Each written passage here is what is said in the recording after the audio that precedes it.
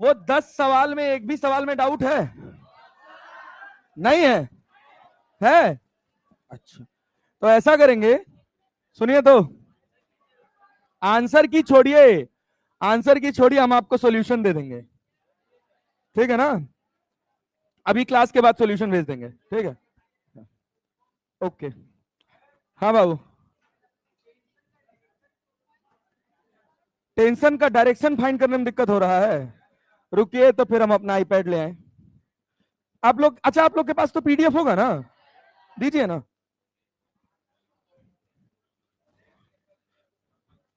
देखो भैया, notification notification of करके दीजिएगा, किसी का आपके जान मान का मैसेज वैसेज आ गया तो हम पढ़ देंगे भाई।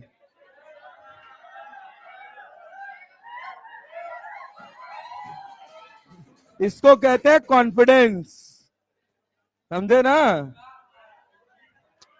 सर लीजिए ना, देखो देखो देखो देखो, जीवन में इतने निठल्ला बैठे हो। ए भाई, पेन कहाँ है यार?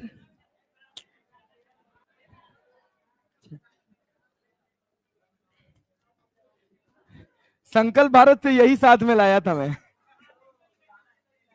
हाँ हाँ, तो 4 पेन सुधांशु सर लाए थे, 4 पेन मैं ले आया था। वहां पेन बहुत रहता था।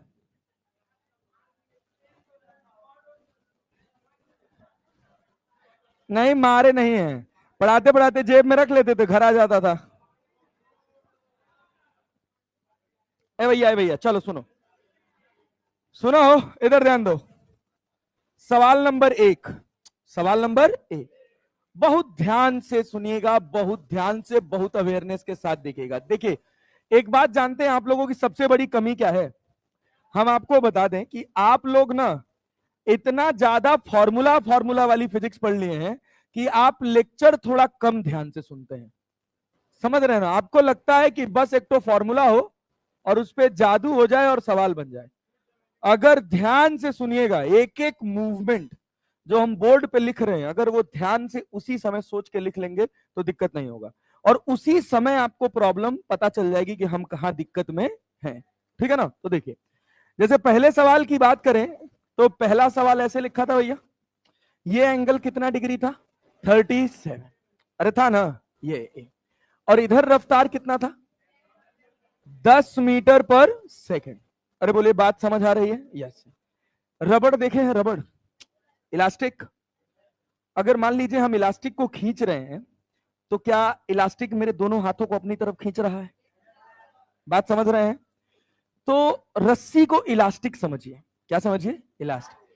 अगर रस्सी को आप बाहर खींचना चाहेंगे तो रस्सी अपने आप को कहां खींचेगी? खत्म।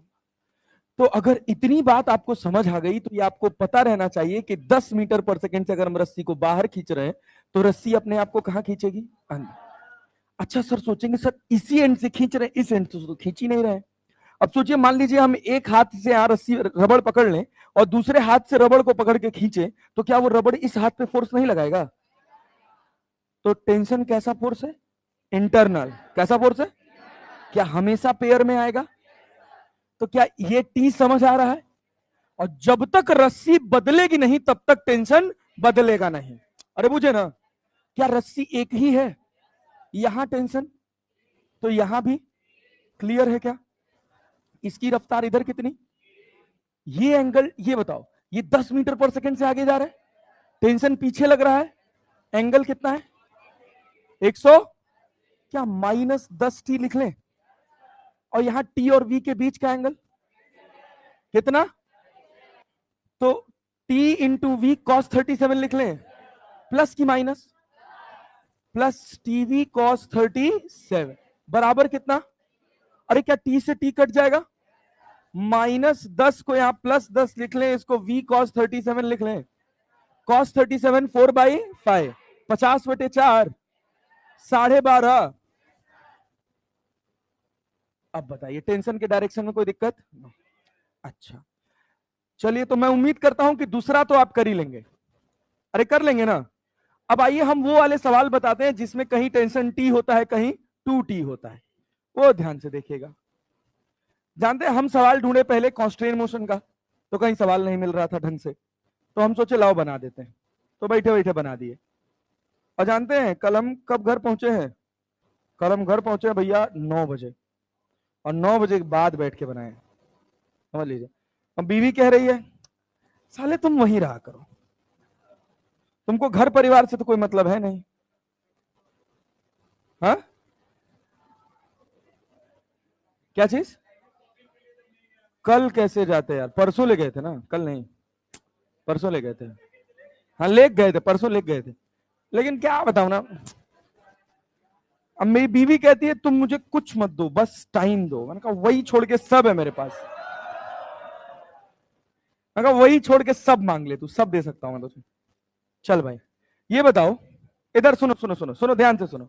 इसकी रफ्तार निकालनी थी, अपने इच्छा अनुसार ऊपर मान लो चाहे नीचे। तो ये भी इधर जा रहा था, ये भी इधर जा रहा था, तो हमको लगा कि ये कहां जाना चाहिए, ऊपर, हिसाब से मान लिए। क्या यहां पर टेंशन टी ऐसे बनाएंगे? अरे तुम नीचे खींचोगे तो रस्सी तो अपने आप को ऊपर खींचेगी ना। क्या यहां भी टी ही आएगा? क्या यहां भी टी ही आएगा? क्या यहां भी टी ही आएगा? नहीं समझे? क्या पूरा रस्सी एक ही है ना भैया? यहाँ टी, यहाँ टी, यहाँ टी, यहाँ टी। इसका खुद का टेंशन कितना? अरे टी और टी के बीच में ना। अरे क्लियर है? यस। तो ये कितना होगा? 2। जा कहां रहा है? जा कहां रहा है? अब चलो एक लाइन से लिखना शुरू करते हैं, यहां से शुरू करें। इधर कितना है? 2। टेंशन कहां है ना? कोई डाउट लगेगा हाथ खड़ा करके पूछ लेना। अरे बोलो भाई। हाँ बोलो। अब कैसे समझाएं भैया? अब सोचो, हम कह रहे हैं रस्सी को तुम रबड़ समझो। क्या समझो? रबड़। ये हाथ ऐसे पकड़ लिए और इसको 2 मीटर पर सेकंड से खींच रहे हैं, तो रबड़ पे कहां टेंशन? रबड़ क्या चाहेगा? खींच जाए। क्या चाहेगा? ना खींचे ना, अंदर वापस आए ना, आए ना, तो अंदर टेंशन लगेगा। रस्सी पे हमेशा टेंशन किधर लगेगा? रस्सी की तरफ, रस्सी से बाहर नहीं, ठीक है ना, रस्सी के अंदर। रस्सी को रबड़ समझिए। क्या समझे? रबड़। खींचेंगे तो रबड़ तो अपने आप को अपनी जगह खींचना चाहेगा ना, तो वो टेंशन कैसे लगा रहा है? अंदर की तरफ। और कभी चेक करना हो तो बढ़िया पतला वाला जो नहीं नायलॉन वाला रबड़ आता है, उसको ऐसे खींच के छोड़ दीजिएगा एक हाथ से। अरे हो जाएगा। अरे क्लियर है ना? तो सुनिए, अभी कोई डाउट नहीं। तो 2 इधर है और इस पे टेंशन इधर है। अच्छा कभी रस्सी पे एक डायरेक्शन में टेंशन मत लगाइएगा प्लीज। रस्सी पे हमेशा 2 डायरेक्शनल टेंशन होगा, एक नीचे से ऊपर तो एक ऊपर से नीचे, एक इधर अंदर तो एक इधर से भी अंदर। हमको इस वाले पॉइंट से मतलब है, हम इसको इधर कितने से ले जा रहे हैं? 2। रस्सी में टेंशन क्या इधर टी जा रहा है? एंगल कितना है? 100 माइनस 2t लिख दें। अरे लिख दें, टी टी वी से ऊपर जा रहा है, टेंशन कहां है? ऊपर। वी भी कहां है? ऊपर। क्या प्लस 2tv लिख दें? ये 1 कहां है? टेंशन कहां है? माइनस टी, माइनस टी बराबर, अब टी से टी कट जाएगा, सब कट जाएगा। यहां 2 और यहां 1, 2 1 2 1, तो क्या 2v बराबर 3 हो गया? v बराबर 3/2, v बराबर 3/2। बेटा खोल इसको।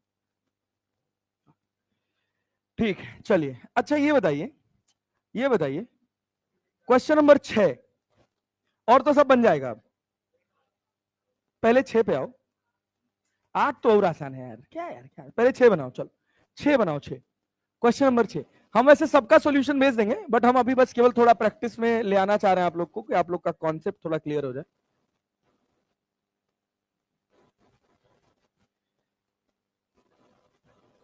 क्या ये ए है? अरे है कि नहीं है? है। यहां से ये इधर कितना जा रहा है? इससे भी कोई ब्लॉक लटका है? हाँ इससे लटका है एक बी, लटका है। Yes sir. बी की रफ्तार नीचे कितनी है?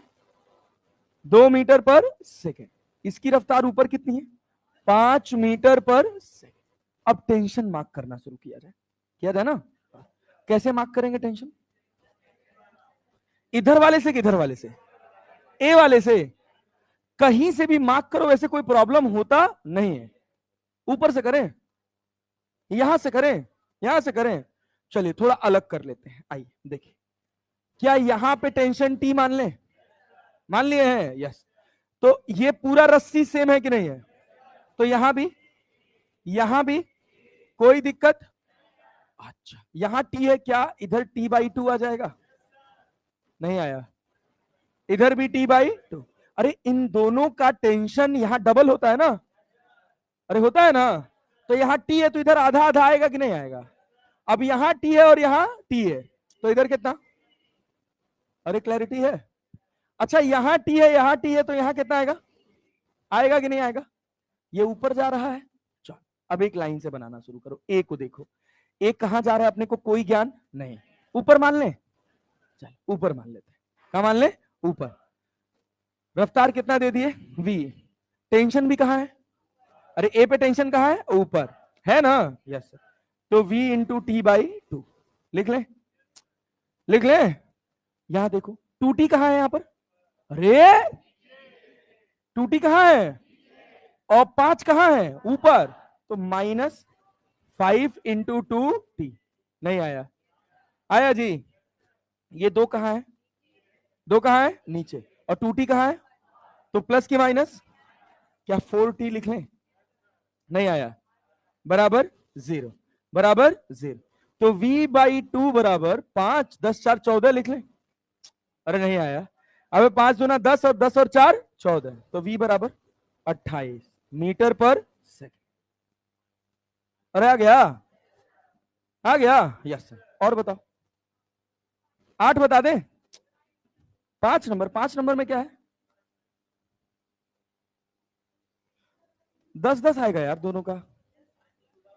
हाँ, प्रॉब्लम हो रहा है? ए भैया इसमें क्या प्रॉब्लम है यार? लो देखो, सॉल्यूशन भेज देंगे, चलो कर लेते हैं, थोड़ा प्रैक्टिस ही हो जाएगा यार। कॉन्स्टेंट को 1.5 लेक्चर दे सकते हैं, इतना भी छोटा इतना भी हल्का टॉपिक नहीं है। अब वो मैं पढ़ा रहा हूं अच्छा तो अलग। देखो भाई, हमको पता है कि हम अच्छा पढ़ाते हैं, बस कभी कभार, बस शुरुआत में थोड़ा फ्रीक्वेंसी नहीं मैच हुआ था हमारा आपका, नहीं थोड़ा ज्यादा ही ऊपर पढ़ा दे रहे थे, ऐसा आपको लग रहा था। हाँ गधा, लेकिन तुम सोचो अगर जो मैंने बेसिक मैथमेटिक्स की शीट दी थी, जिसने भी उसको पूरी तरह से लगाया होगा, बहुत रेयर लोग ऐसे होंगे जो ये कह सकते हैं कि हमको बेसिक मैथमेटिक्स में प्रॉब्लम है। सही बता रहा हूं। तो थोड़ा सा तो अच्छा लेवल पढ़ना ही चाहिए यार, वो खच्चरों वाला लेवल पढ़ते हो तुम लोग फिजिक्स। ये कितनी रफ्तार है? 10 मीटर पर सेकेंड। टेंशन मार्क किया जाए? टेंशन मार्क किया जाए जी। यहाँ कितना टी, यहाँ कितना, यहाँ कितना, रस्सी कॉमन है ना? इधर कितना है? इधर भी कितना है? क्लियर है? अबे तुम खुद सोचो, ये 10 से आगे जा रहा है, पीछे कितना फोर्स लग रहा है? टी, 2t या 3t लग रहा है? अरे ये टी भी इधर खींच रहा है, ये 2t भी इधर खींच रहा है, खींच रहा है। तो क्या लिखेंगे? -3t into 10। इस पे आगे कितना लग रहा है? 2t और कितना? 2t और t कितना? जा भी किधर है? आगे ना? क्या +3tv लिख लें? बराबर 0। v बराबर 10 मीटर पर सेकेंड। समझ गए? अच्छा, एक सवाल था 8। अभी क्या खच्चरों वाला क्वेश्चन है यार। किससे किससे 8 बन गया? बन गया? ये क्या 30 डिग्री है? यस। देखो मेरे प्यारे शेरों, इधर ध्यान दो। देख भाई देख,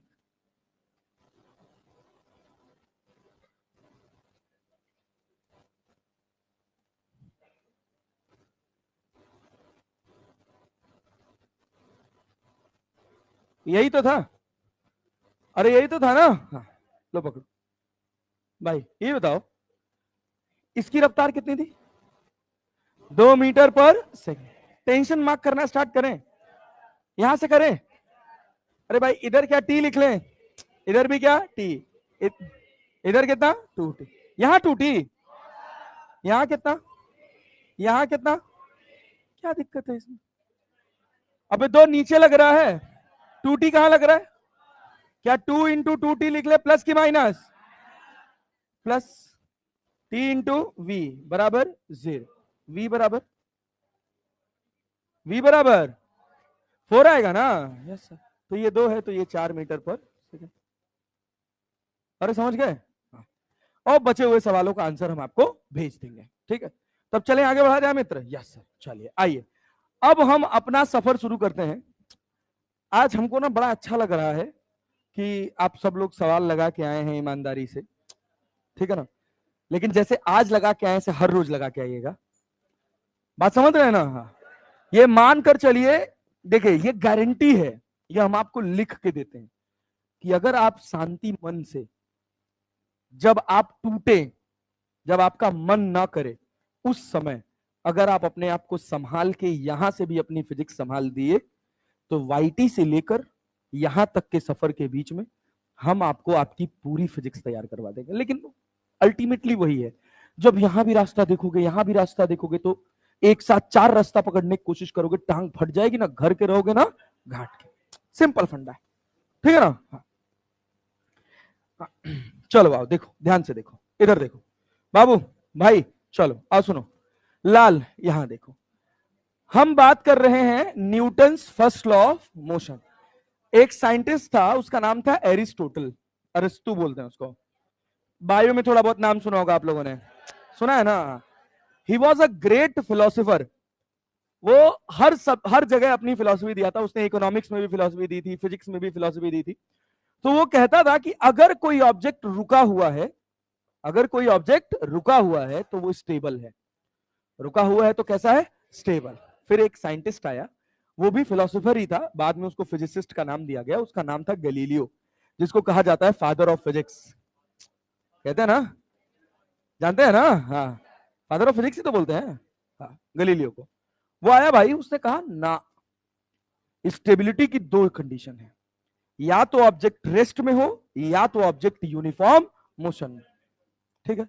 तो गलीलियो ने उस समय एक बात और कही थी कि अगर आपको एक ऑब्जेक्ट को कांस्टेंट रफ्तार से चलाते रहना है तो आपको फोर्स लगाना पड़ेगा। और उसने ये एजम्पशन पता है कहां से दी थी? साइकिल से।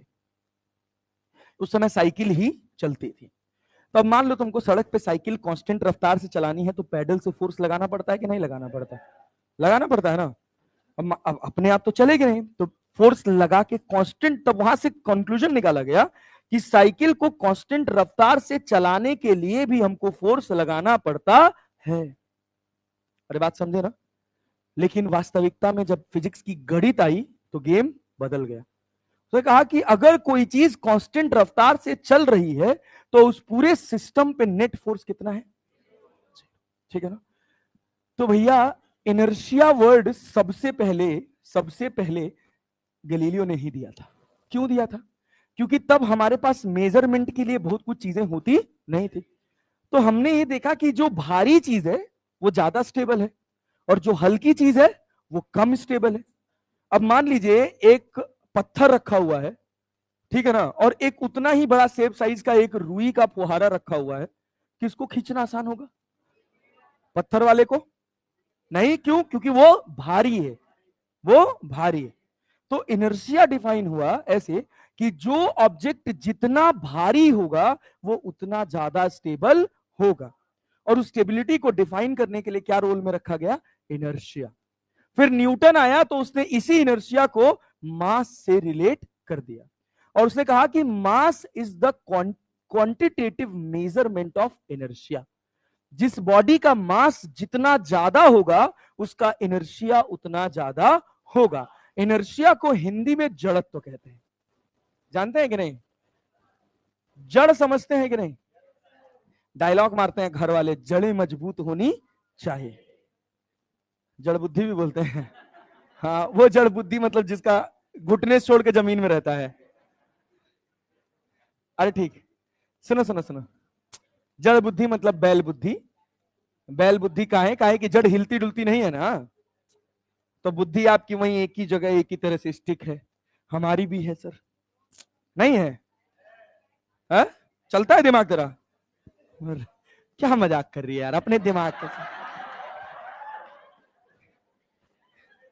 ए भैया, ए सुनो सुनो सुनो सुनो, इनर्शिया को क्या बोलते हैं? जड़त्व। इनर्शिया डिफाइन करता है स्टेबिलिटी। क्या डिफाइन करता है? स्टेबिलिटी। तो इनर्शिया की डेफिनेशन लिखी जाती है, इनर्शिया की डेफिनेशन लिखी जाती है द इनहेरेंट। अच्छा, दुनिया में कोई भी बॉडी जिसका अपना मास है, दुनिया में कोई भी ऐसी बॉडी जिसका अपना मास है, उसका कुछ ना कुछ इनर्शिया होगा, ठीक है ना। अब भाई मास तो बॉडी की इनहेरेंट प्रॉपर्टी है।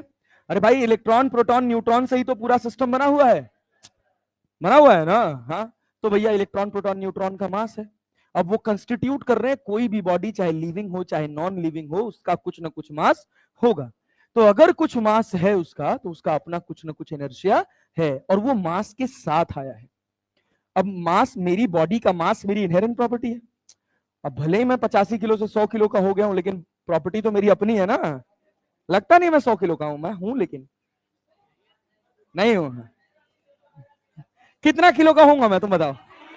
80, 85, हाँ 91, 91, हाँ नहीं, अरे हड्डियां मजबूत है भाई। इधर आओ। हाँ हाँ, अब अब कौन भाई? द इनहेरेंट, सुनो सुनो सुनो, अब साथ में लिखो, साथ में लिखो, थ्योरी लिखा रहा हूं, खूब सारी थ्योरी लिखनी है, साथ में पेन चलाओ। द इनहेरेंट, मैं बोल भी रहा हूं, लिखो, inertia and Newton's first law of motion. लिखो, हेडिंग डालो, inertia and Newton's first law of motion.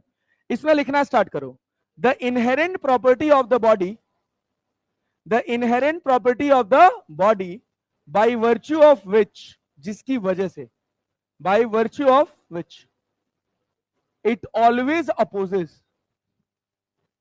it always opposes the change in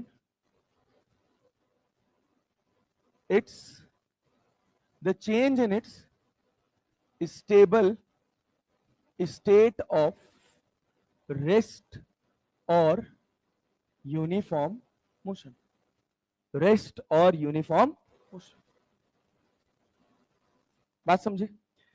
तो यहां से डिफाइन हुआ कि स्टेबिलिटी की कितनी स्टेट है, कितनी स्टेट है, एक रेस्ट और दूसरे का नाम क्या है, यूनिफॉर्म मोशन। तो इनर्शिया को जब हमने तोड़ा, तो इनर्शिया को बेटा जी हम लोगों ने दो कैटेगरी में तोड़ा। एक का नाम रखा, हाँ हाँ हाँ, क्या चीज, नहीं, इनर्शिया कैसे ग्रेविटेशनल फोर्स है?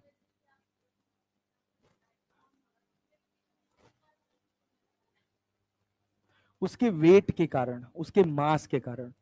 जैसे इस पे भी ग्रेविटी लग रहा है, इस पर भी ग्रेविटी लग रहा है, लेकिन किसको हिलाना डुलाना आसान है? दोनों पे क्या बराबर ग्रेविटी लग रहा है? जा नहीं,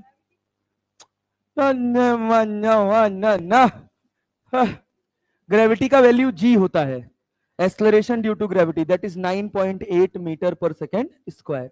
चाहे कागज फेंक लो, चाहे लकड़ी फेंक लो, चाहे बस्ता फेंक लो, सब पे इतना ही रहेगा। समझ गए? बदला क्या? वेट। किसकी वजह से? मास की वजह से।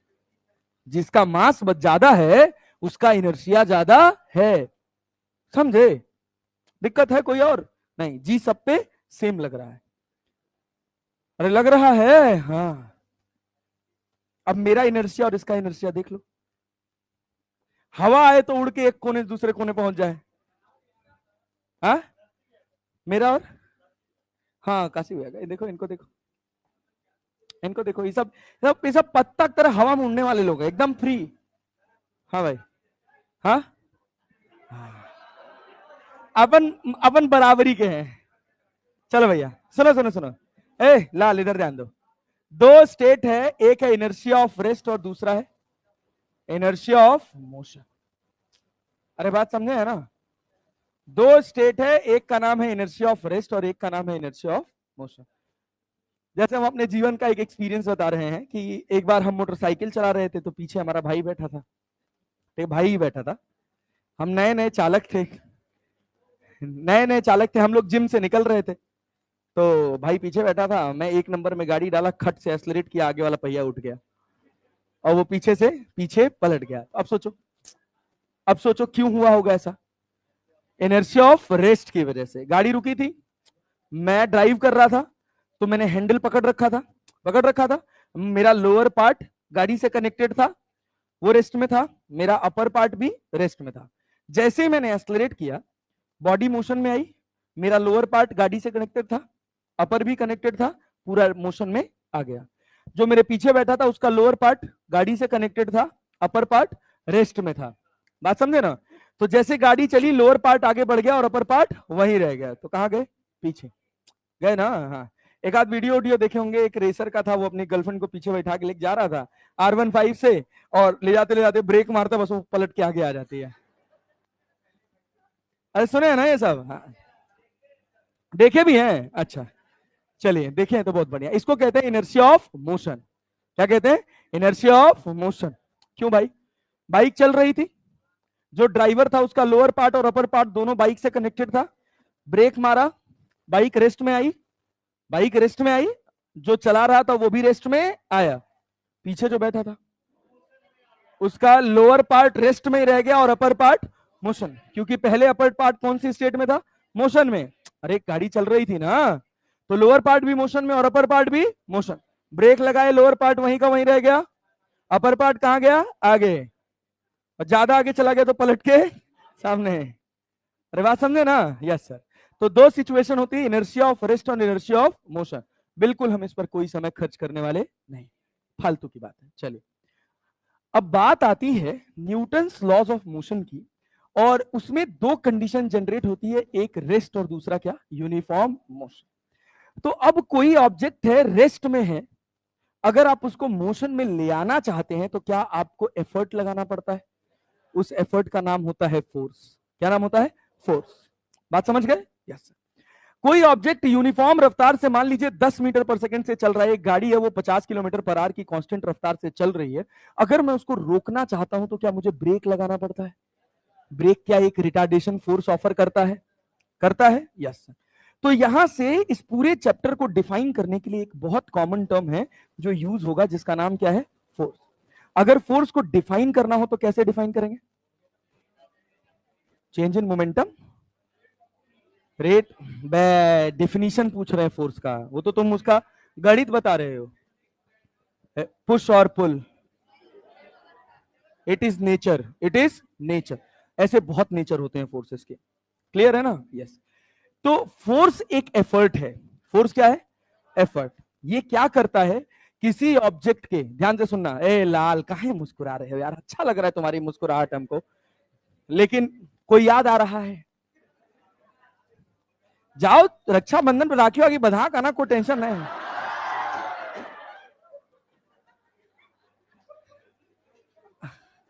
ठीक है, देखो, तुम लोग अच्छे से पढ़ोगे, मैं खुश रहूंगा, तो तुम्हें पढ़ाऊंगा भी, मजा भी दिलाऊंगा, लेकिन जब दुखी करोगे तो दिक्कत होता है। ठीक है ना? दुखी मत करना भाई, ठीक है ना? जान लो, देखो, ये तो मैं बहुत अच्छे से जानता हूं, मतलब भगवान की कृपा है, ये मेरा अपना घमंड, ये मेरा अपना कोई गुरूर नहीं है। ये मैं जानता हूं कि ईश्वर की इतनी कृपा है कि मुझे मेरा सब्जेक्ट पे कंट्रोल बहुत अच्छा है। ठीक है ना? उसके पीछे कारण है कि मैं बहुत पढ़ाया हूं अपने जीवन में, बहुत हद पढ़ाया हूं, तुम सोच भी नहीं सकते इतना पढ़ाया हूं। तो ये तो मुझे पता है। अब तुम अपने पता का पता लगा लो कि तुमको क्या पता है। और ये भी गारंटी है, ये भी गारंटी है कि मानते हो सब्जेक्ट थोड़ा कठिन है, हाँ, तो जो कठिन सब्जेक्ट होता है उसमें भटकाव भी आता है, आएगा भटकाव, उसको तुम कंट्रोल नहीं कर सकते। लेकिन वहीं अगर बांध ले गए अपने आप को, नहीं आ रहा है समझ, अलग से टाइम लेके पूछ लो, क्लास में खड़े होके पूछ लो, लेकिन पीछे पढ़ के पूछ लो। अब जैसे बहुत कॉमन सी बात है, जैसे इसका डाउट था कि सर हमको टेंशन का डायरेक्शन ही नहीं समझ आया। बात समझ गया ना? ये हमको पता ही नहीं चल सकता कि आपको टेंशन का डायरेक्शन निकालना ही समझ नहीं आया। क्यों? क्योंकि ये बहुत सामान्य लेवल की बात है, समझ गए? बट वो मेरे हिसाब से सामान्य है, आपके हिसाब से नहीं है। ठीक है ना? आपके लिए जो प्रॉब्लम है वो आपकी अपनी बड़ी प्रॉब्लम है, तो कैसे क्लियर करना है वो आपको खुद देखना है। अपनी इज्जत बचाने के चक्कर में मत पड़ जाएगा कि लोग हमारे बारे में क्या सोचेंगे। कुछ तो लोग कहेंगे, लोगों का काम है कहना, तो समझे ना? हाँ, अपने फोकस करो कि अगले दिन हम अपने पिछले दिन से बेहतर स्थिति परिस्थिति में खड़े रहें। ज्यादा से ज्यादा हम बोले ना, क्या हो सकता है, वो भी इधर मुंह करके। अरे अब ऐसी भी गाली नहीं देंगे यार लोग, मतलब ऐसे नहीं करते हैं हम। आज एक B2 में एक बच्चे को डांट दिए, तब से दुख हो रहा है, काहे डांट दिए? हाँ, हम ही डांटे हैं। हाँ? आज ही डांटे। कल तो मान लो, फिर तो कल तो थोड़ा बेइज्जती किए थे, आज डांट दिए सीरियस मोड में दूसरे लड़के को। फोर्स बताओ, फोर्स, फोर्स का डेफिनेशन बताओ। फोर्स क्या है? एक एफर्ट। फोर्स क्या है? एक एफर्ट जो क्या करता है? बॉडी का चेंज करता है, शेप, साइज, पोजीशन या डायरेक्शन। जैसे बॉटल है, बॉटल है, मैं इसको दबा रहा हूं, क्या इसका कुछ चेंज हो रहा है? क्या मैं फोर्स नहीं लगा रहा हूं? लगा रहा है, ठीक है ना। और इस बॉटल को दबाएंगे, ये दब जाएगा, दब जाएगा। क्या इस पर भी फोर्स लगा रहे हैं? यस। तो फोर्स की दो कंडीशन है, एक वो या तो बदलाव कर देता है या बदलाव करने की कोशिश करता है। तो जब फोर्स की डेफिनेशन लिखी जाती है तो लिखा जाता है एन एफर्ट। लिखो लिखो लिखो, साथ में लिखो, an effort that changes, an effort that changes और tends to change the shape, size, position or direction of the object is known as force। जो बदल देता है या बदलने की कोशिश करता है। An effort. हाँ भाई, बोलो बोलो बोलो। हाँ, कहा है हम दीवार पे फोर्स लगा रहे हैं, धक्का दे पाएंगे दीवार को? पोजीशन चेंज कर पाएंगे? नहीं। डायरेक्शन चेंज कर पाएंगे? नहीं। शेप चेंज कर पाएंगे? नहीं। पोजीशन चेंज कर पाएंगे? नहीं। लेकिन फोर्स लगा रहे हैं कि नहीं लगा रहे हैं? लगा रहे हैं। अरे लगा रहे हैं ना। हाँ, जरूरी नहीं कि हर बार जो फोर्स लग रहा है वो शेप, साइज, पोजीशन या डायरेक्शन को चेंज कर दे। कर भी सकता है और नहीं भी कर। अब यहीं ले आके बुलडोजर लगा दे तो, अरे समझ रहे हैं ना, ये बचा रहेगा नहीं। क्यों? क्योंकि इसका जो रिक्वायर्ड लोड है टूटने के लिए, उससे ज्यादा लोड बुलडोजर लगा सकता है। यस सर, तो तोड़ देगा। बात समझे ना? यस। तो इसी लाइन पर ध्यान से सुनना, इसी लाइन पर, कौन सी लाइन पर? जो बदल दे या दूसरा क्या, जो बदलने की कोशिश करे। फोर्स को दो कैटेगरी में तोड़ा गया। फोर्स को कितनी कैटेगरी में तोड़ा गया? दो। एक कैटेगरी है जिसका नाम है बैलेंस्ड फोर्स। क्या नाम है भैया? Balanced force. और एक कैटेगरी का नाम है अनबैलेंस्ड फोर्स। एक का नाम है बैलेंस्ड फोर्स और एक का नाम है अनबैलेंस्ड फोर्स। सोचिए, अब हम इस दीवार को धक्का दे रहे हैं 10 न्यूटन के फोर्स से। कितने से? क्या दीवार मुझे 10 न्यूटन दे रही है? अरे दे रही है ना। क्या बैलेंस कर दी? नेट इंपैक्ट कितना हुआ? क्लियर है? अब यही एक पतला सा कागज का एक दीवार लगा होता या गत्ता लगा होता, मारते क्या टूट जाता? क्यों? क्योंकि हम लगाए 50 न्यूटन, बेचारी दीवार ने रिटेलिएट किया 20 न्यूटन। तो एक्स्ट्रा फोर्स आया कि नहीं आया? कितने का आया? 30 का। आया कि नहीं आया? वो जो 30 न्यूटन आया उसको बोलते हैं अनबैलेंस्ड फोर्स। क्या बोलते हैं? अनबैलेंस्ड फोर्स या अनबैलेंस्ड लोड। लोड भी फोर्स का दूसरा नाम है। क्लियर है ना? चलिए, तो बैलेंस्ड फोर्स में नेट फोर्स बॉडी के ऊपर कितना होगा? 0। कितना होगा? 0। और अनबैलेंस्ड फोर्स में नेट फोर्स कितना होगा? Not equal to 0। Not equal to 0। तो अभी आप आगे पढ़ेंगे कि ये नेट फोर्स बराबर होता है मास इंटू एक्सेलरेशन। वेलोसिटी नहीं रे, मास इंटू एक्सेलरेशन। बात समझ रहे हैं? अच्छा, सुना है इस सैटरडे संडे आपकी क्लास है ना? कौन से सब्जेक्ट की? सैटरडे को बायो है? बायो है ना? हम भी हैं। सैटरडे, अगर संडे को बायो लगेगी तो मैं भी संडे को पढ़ाऊंगा। केवल सैटरडे को है ना? तो B1 B2 में हम भी हाँ, संडे को इंफॉर्मेशन नहीं है। अगर संडे को होगा, अभी कल तक क्लियर हो जाएगा, अगर संडे को होगा तो भी मैं पढ़ाऊंगा, ठीक है ना? क्योंकि उधर 2 क्लास छुट्टी लेंगे तो उसका सिलेबस इधर खींच ले, ठीक है ना? हाँ, कवर कर लेंगे ताकि उधर भी हमारे पास। अच्छा, एक और बात, अगर आप छुट्टी पे घर जा रहे हैं, ठीक है ना, जाइएगा, एंजॉय करिएगा, घर जाइएगा जरूर। अगर आपको अपॉर्चुनिटी मिल रही है, आपको लग रहा है 1% भी कि हम जा सकते हैं, तो उस 1% को 100% बना लीजिएगा। हमारा भी पहले मन नहीं था जाने का। हाँ, बहुत बढ़िया किया, वेरी गुड। घर जाना तो घर वालों को एक होप दे के आना कि जब अगली बार दिवाली पर या छठ पे मिलेंगे तो अपने बेहतर वर्जन में मिलेंगे। ठीक है ना? देखो, जीवन में ऊपर उठने के लिए परिवार का जो मोटिवेशन होता है वो सबसे बड़ा होता है। ठीक है ना? एक आध टेस्ट छूट जाएगा, रह जाएगा, कोई फर्क नहीं पड़ता यार, तुम पेपर लेके सॉल्व कर लेना। बात समझे कि नहीं समझे? उससे कोई खास फर्क पड़ने वाला नहीं है। लेकिन जाओगे थोड़ा, जैसे मैं अपने शहर जाता हूं और जब मैं वहां से आता हूं तो मैं बहुत रिफ्रेश फील करता हूं। अपने घर परिवार, अपने घर लोगों के, अपने दोस्तों के बीच में रहता हूं तो वहां से निकल के आता हूं तो मुझे अच्छा फीलिंग आता है। ठीक है ना?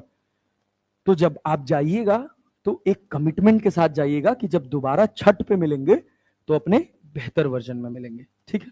उस कमिटमेंट के साथ जब आएंगे तो थोड़ा एनर्जी भी रहेगा, थोड़ा मन भी लगेगा आपका पढ़ने में। ठीक? होम सिकनेस वाला जिन लोगों को प्रॉब्लम है वो रोज अपने गाल पे से एक थप्पड़ वाला करें कि मुझे घर की याद क्यों आ रही है। हाँ, 15 मिनट, 20 मिनट, 25 मिनट आपको जरूर समय निकाल के अपने घर पे बात करनी चाहिए, सबको सबको। ठीक है ना? बस कभी इस बात का रिग्रेट ना रहे कि यार परिवार, बात समझ रहे हैं ना? क्योंकि ये एक ऐसी चीज है कि जब ये छूटती है तो आप समय के अंत तक जाते जाते एकदम खाली हो जाते हैं, एकदम खालीपन। समझ रहे हैं ना? वो खोखलापन नहीं चाहिए जीवन के अंदर। और यार लाइफ है यार, जरूरी नहीं कि तुम डॉक्टर नहीं बनोगे तो तुम लाइफ में कुछ बड़ा नहीं कर पाओगे। बात समझ रहे हो ना? बहुत बड़े बड़े ऐसे हॉस्पिटल्स हैं जिनके डॉक्टर्स का बैकग्राउंड भी नहीं है, तो बनाने वाले बहुत कुछ कहीं से कुछ भी बना ले जाते हैं। ठीक है ना? तुम लोग उसको जानते हो ना, केएफसी वाले को जानते हो ना? केएफसी के फाउंडर की स्टोरी जानते हो? वो बुढ़ा रहता है ना केएफसी के बैनर पे, 63 साल की उम्र में पहली बार उसने केएफसी नाम दिया था और साइकिल पे बर्गर बेचता था घर घर घूम के। समझे ना? बर्गर और चिकन, और चलते चलते चलते चलते चलते चलते आज इतनी बड़ी ब्रांड बन गई। गुची का नाम सुने हो तुम लोग? बहुत बड़ी ब्रांड है, वो खाली अपनी ब्रांड वैल्यू का पैसा लेती है। हाँ, तो एक बार ऐसे हम लोग ऐसे वॉक कर रहे थे, तो दिल्ली में सेलेक्ट सिटी वॉक है, वहां पर शोरूम है, तो हम गए, ऐसे टहल रहे थे, मैं और मेरी वाइफ थे। तो हाफ चड्ढा नहीं होता यहाँ तक का, वो टंगा था, उसके ऊपर जीसी जीसी जीसी जीसी लिखा था। हम उठाए, हमने देखा, प्राइस पलट के देखा 73,000 रुपए। क्यों क्यों लोग पैसे को आग लगाते हैं? बस ब्रांड वैल्यू। और वो गुची शुरू हुई थी एक छोटी सी दुकान से, जिसमें एक टेलर बैठता था और वो सिलाई करने का काम करता था। तो लाइफ में बड़ा कहीं भी किसी भी स्थिति परिस्थिति में करा जा सकता है, बट जिस समय आप हैं, आप हमेशा जीवन में याद रखिएगा कि आप जिस समय हैं, आज आप इस फेज में हैं, तो अगर आप इस फेज में अपने आप को बेहतर कर पाएंगे, बेहतर बना पाएंगे, तो आप अपने आने वाले फेज में कमिट कर पाएंगे कि मैं बेहतर कर सकता हूं। समझ रहे ना? तो जो ठाने हो उसको ईमानदारी से एक बार करके निकलो। होना ना होना बहुत सारी चीजें मायने रखता है। 28 लाख लोग हैं, है ना? अब ये बताओ, जो 595 नंबर ले आ रहा है, मान लो, मैं इस साल की तो बात ही नहीं कर रहा हूं, मैं इसके पहले साल, इसके अगले साल की बात कर रहा हूं, पिछले साल की, जो 595 ले आया और जो 620 ले आया, दोनों में कितना अंतर होगा पढ़ाई लिखाई के स्टैंडर्ड में? कोई अंतर है? नहीं, कोई अंतर कुछ नहीं भाई, दोनों का दिमाग सेम है।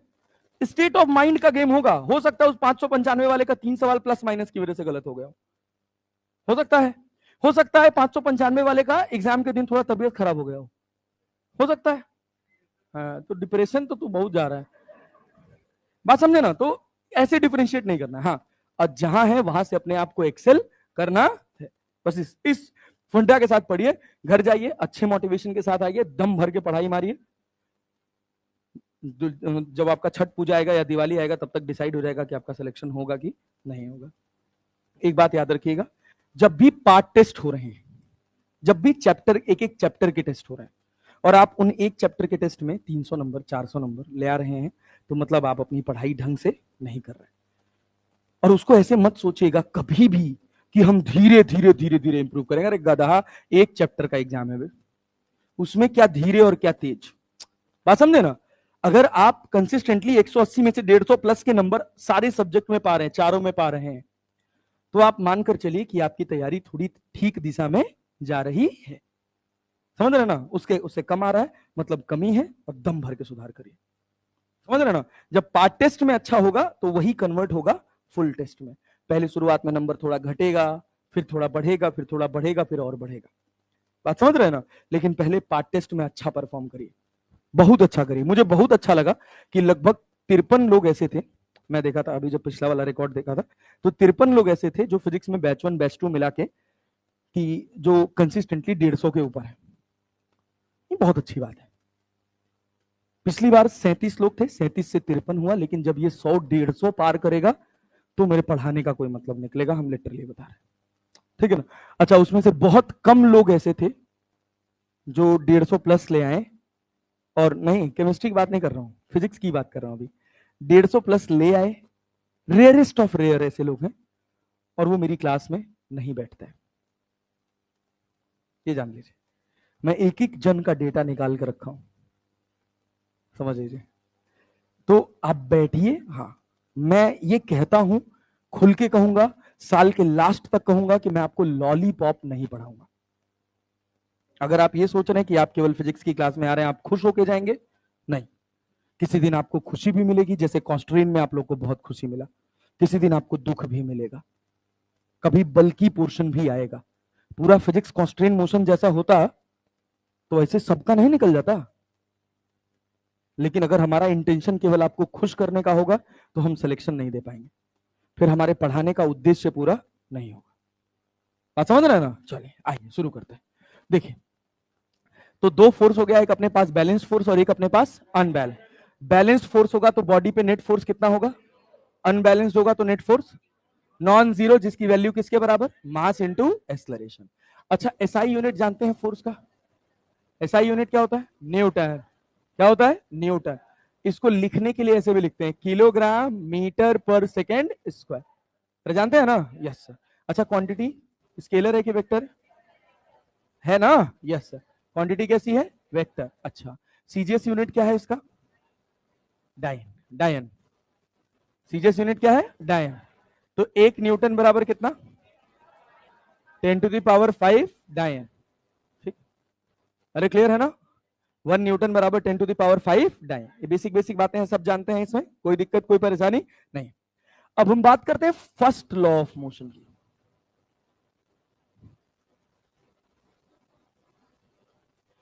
फर्स्ट लॉ ऑफ मोशन क्या कहता है, जो इनर्शिया है ना, इनर्शिया क्या है, किसी भी बॉडी की वो इनहेरेंट प्रॉपर्टी, उसके अंदर की प्रॉपर्टी, इनहेरेंट का मतलब होता है जो उसके साथ आती है जैसे ही वो आता है। क्यों, क्योंकि जब वो बॉडी होगी तो उसका कुछ ना कुछ मास होगा। ये किसी भी बॉडी की वो इनहेरेंट प्रॉपर्टी है जिसकी वजह से वो अपनी स्टेबिलिटी में होने वाले चेंज को अपोज करता है। कब अपोज करेगा, अब मान लो ये बॉटल है, यहां रखी है, रखी रहेगी, अपोज करने की टेंडेंसी कब आएगी, जब फोर्स लगाएंगे, फोर्स लगाएंगे ना। तो इनर्शिया, गलीलियो की इनर्शिया की डेफिनेशन को अंग्रेजी को तोड़ मरोड़ के न्यूटन ने उसको अपना क्या बना लिया, फर्स्ट लॉ ऑफ मोशन। उसने क्या कहा, उसने क्या कहा, अब देखना बात वही है। If an object, if an object is in state of कितनी स्टेबल स्टेट है, एक की दो, स्टेबल स्टेट ऑफ रेस्ट और यूनिफॉर्म मोशन, नहीं यूनिफॉर्म मोशन, रेस्ट और यूनिफॉर्म मोशन, ठीक है ना, बात समझ रहे हैं। It will be it will be it will be in its own stable state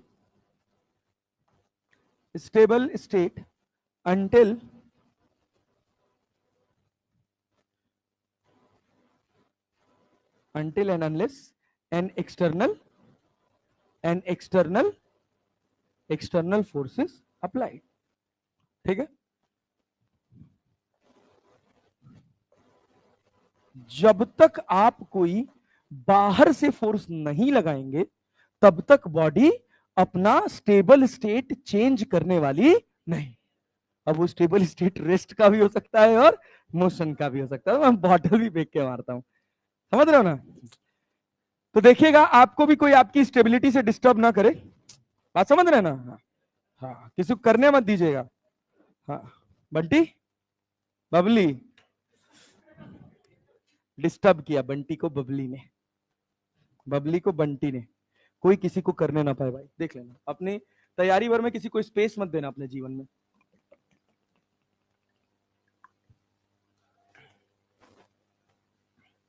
जो तुम्हारी मानसिक स्थिति खराब कर सके।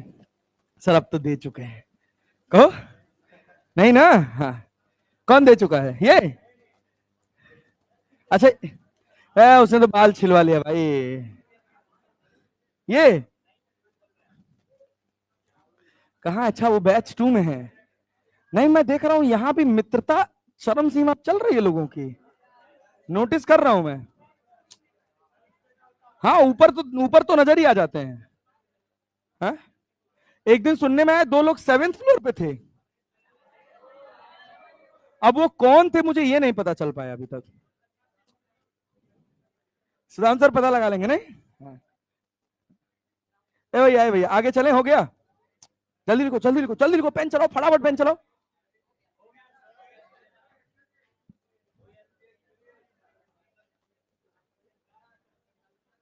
इनर्शिया समझ आया?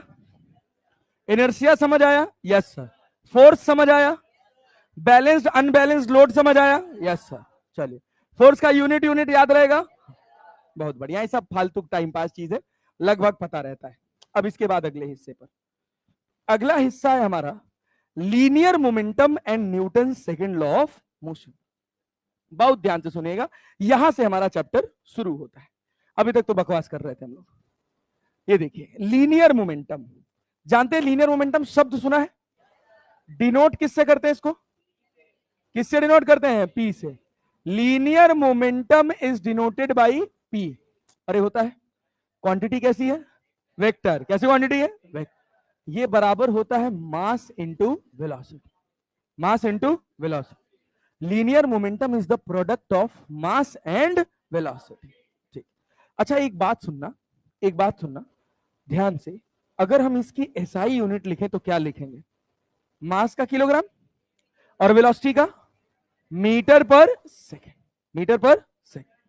अच्छा ये बताओ, अगर हम कहें कि इसमें सेकेंड से मल्टीप्लाई कर दो और सेकेंड से डिवाइड, कोई फर्क पड़ेगा? कोई फर्क पड़ेगा? एस और एस की पावर -1 लिखे, समझ पाए ना? डिवाइडेड बाई ऐसा ही है। अरे आना यार। तो ये बताओ, इसको क्या हम किलोग्राम मीटर सेकेंड की पावर -2 इंटू सेकेंड लिख सकते हैं? और ये क्या होता है? क्या होता है? न्यूटन। तो एक यूनिट और क्या हो गई? Newton second. एक यूनिट हो गई आपके पास किलोग्राम मीटर पर सेकेंड, और एक यूनिट हो गई न्यूटन पर सेकेंड की न्यूटन सेकेंड। Newton second. अच्छा, लीनियर मोमेंटम दिख ही रहा है कि अपने को कैसी क्वांटिटी है? अरे कैसी क्वांटिटी है जी? वेक्टर। डायमेंशन लिख सकते हो इसका?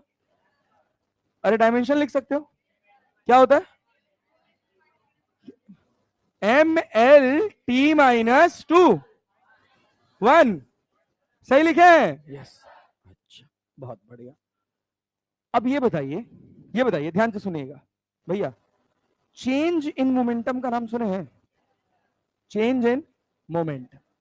देखिएगा, चेंज इन मोमेंटम को जब हम लिखते हैं तो इसको लिखते हैं डेल्टा पी वेक्टर। क्या लिखते हैं? और ये होता है P final vector minus P final को क्या m इंटू वी वेक्टर लिखा जा सकता है? और minus m into you vector लिखा जा सकता है? क्या मास चेंज हो रहा है? क्या m v vector minus you vector लिख सकते हैं? अरे लिख सकते हैं। ये है आपके पास चेंज इन मोमेंटम। बहुत सिंपल, बहुत साधारण, कुछ खास बात नहीं। आसान है ना? यस। सुनिएगा, अब ध्यान से सुनिएगा। पहला सवाल, मान लीजिए हम कहें कि ये एक सरफेस है, इस सरफेस के ऊपर बॉल टकराई, ऐसे टकराई 10 मीटर पर सेकेंड से। कितने से? 10 मीटर। और टकराने के बाद रफ्तार हो गई 5 मीटर पर सेकेंड। बॉल का मास है 2 kg। क्या चेंज इन मोमेंटम बता सकता है? कितना होगा?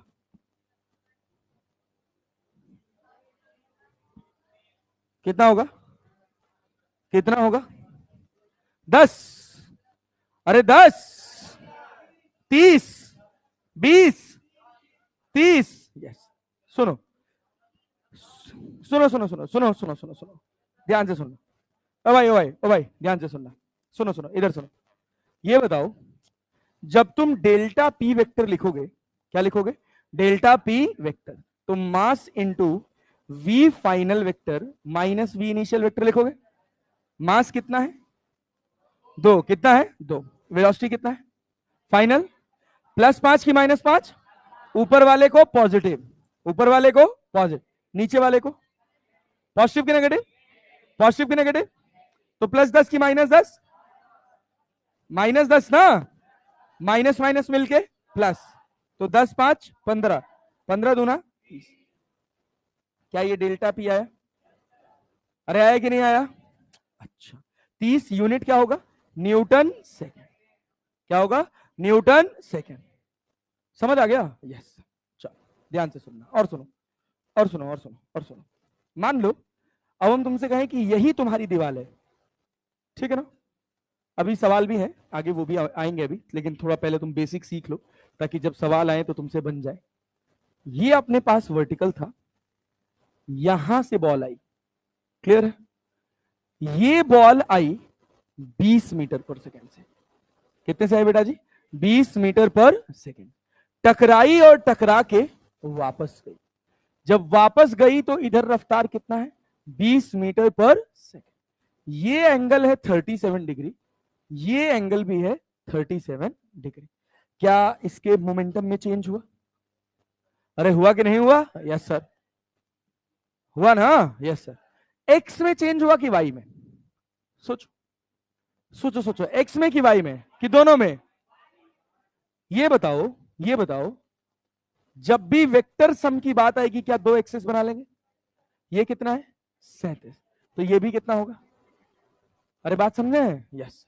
सुनिएगा ध्यान से, देखिएगा ये रफ्तार कितनी थी? 20 मीटर पर सेकेंड। अरे थी ना? यस। सुन बेटा देख, एक कंपोनेंट इधर, एक कंपोनेंट इधर, एक एक्स में और एक वाई में। एक हमेशा जब भी कंपोनेंट बनाएंगे तो याद से एक कंपोनेंट जिस अलोंग टकरा रहे हैं और एक उसके परपेंडिकुलर। क्या यही प्लेन था इस पे टकराए? तो एक लाइन इसके अलोंग और एक लाइन इसके परपेंडिकुलर। ये एंगल कितना है? तो ये भी कितना होगा? ये 20 है ना? कितने कंपोनेंट? जिससे थीटा जुड़ा है उधर, जिससे थीटा नहीं जुड़ा है उधर। क्या 20 cos 37 आएगा? 20 cos 37, cos 37 4/4 5 चौक को 20, 4 चौक को 16। तो क्या ये 12 हो जाएगा? अरे बात जानते हैं? यस।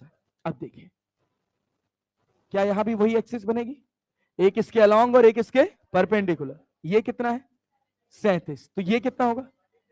अरे 37 37 ना। 20 का एक कंपोनेंट इधर जाएगा, कितना? 16। इधर कितना? 12। नहीं आया? अरे नहीं आया? cos 37 4/5, 4/5। समझ आया? तो 20 इंटू 4/5 जैसे यहां पर किए वैसे यहां पर भी करेंगे। अभी तो ब्रेक हुआ था गधा, इतना अर्जेंट है? अच्छा अच्छा, तब ठीक। किसका है घर से? मम्मी टू तो नहीं? चल मम्मी टू होती तो इतना तो संभाल ही लेता। चल भाई इधर देख, ओ भाई अब बताओ एक्स में रफ्तार कितनी है? प्लस एक्स में कि माइनस एक्स में? प्लस एक्स मान ले। यहां ये रफ्तार कितनी है? 12। प्लस एक्स में ही है, रफ्तार चेंज हुई। एक्स में रफ्तार चेंज, एक्स में मोमेंटम चेंज। कौन से में हुआ? कौन से में हुआ? हुआ ना, क्योंकि वाई में इधर रफ्तार कितनी है? +16 -16। और ये कितना? अरे आया? आया? Yes sir. बहुत बढ़िया, वेरी गुड। अब ध्यान से सुनना, तो वाई में चेंज हुआ डेल्टा पी इन एक्स। क्या मैं 0 लिख सकता हूं? समझ आ रहा है? Yes. Delta P in Y लिख सकता हूं? लिख सकते हैं ना? या क्या लिखेगा भैया? मास इसका 2 kg। मास कितना है? 2 kg। तो फाइनल रफ्तार कितनी है? 16। इनिशियल रफ्तार +16 की -16, +16 -16। तो माइनस माइनस प्लस, 16 16 32, 32 गुना 32 गुना 64। क्या 64 न्यूटन सेकंड आया? अच्छा बहुत बढ़िया। अब ये बताओ मोमेंटम चेंज हुआ कहां है? वाई में। अरे हुआ है ना? यस। प्लस वाई वाले को हमने ऊपर माना है और माइनस वाई वाले को नीचे। तो मोमेंटम चेंज का डायरेक्शन कैसा है? पॉजिटिव। कैसा है? पॉजिटिव। अगर तुमको समझ आया तो एक सवाल ये बनाना कि ये एक दीवार है, पेपर पेन उठा लो, खट से उठा लो पेपर पेन। इस दीवार के ऊपर एक बॉल आई और टकराई, और टकराने के बाद ये बॉल इधर गई। यहां पर रफ्तार है 50 मीटर पर सेकेंड और यहां भी रफ्तार है 50 मीटर पर सेकेंड। ये एंगल है 53 डिग्री, ये भी है 53 डिग्री। चेंज इन मोमेंटम बताइए, चेंज इन मोमेंटम बताइए। हाँ, मास 2 kg। ये आपका एक्स एक्सिस है और ये आपका वाई एक्सिस है। चेंज इन मोमेंटम बताइए, फिर धीरे धीरे और आगे लेके चलें आपको। आ गया? नहीं, एक्स में 0 है। चेंज इन मोमेंटम, नेट कुछ होता ही नहीं है। चेंज इन मोमेंटम से मतलब है नेट मोमेंटम अगर निकालोगे तो दोनों जुड़ जाएंगे। बात समझे ना? हाँ, वाई में 0 क्यों होगा? जितना ऊपर उतना नीचे थोड़ी है। P1 vector P2 vector add करने को नहीं मिलता है, चेंज इन मोमेंटम से हमको फोर्स मिलता है। मोमेंटम जोड़ना मतलब जैसे तुम वेलोसिटी जोड़ते हो, जैसे तुम डिस्प्लेसमेंट जोड़ते हो, वैसे मोमेंटम का जोड़ना हो गया। वो नॉर्मल वेक्टर क्वांटिटी होगी। अपने को यहां पूरा चेंज इन मोमेंटम से डील करना है। आंसर आया? कितना आया? 120? 120? यस। बहुत बढ़िया, गुड जॉब। लेकिन बहुत कम लोगों ने आंसर किया भाई, मैं सबसे आंसर चाहता हूं यार। भाई बनाओ। क्या कंपोनेंट नहीं बना पा रहे हो? एक इस प्लेन के परपेंडिकुलर और इस एक प्लेन के अलोंग, एक प्लेन के परपेंडिकुलर और एक प्लेन के अलोंग। ये कितना है? 53। तो ये कितना होगा? अरे होगा, ये 53 है तो ये कितना होगा? 53। अब ये तो देखना पड़ेगा ना भाई। कोई डाउट है?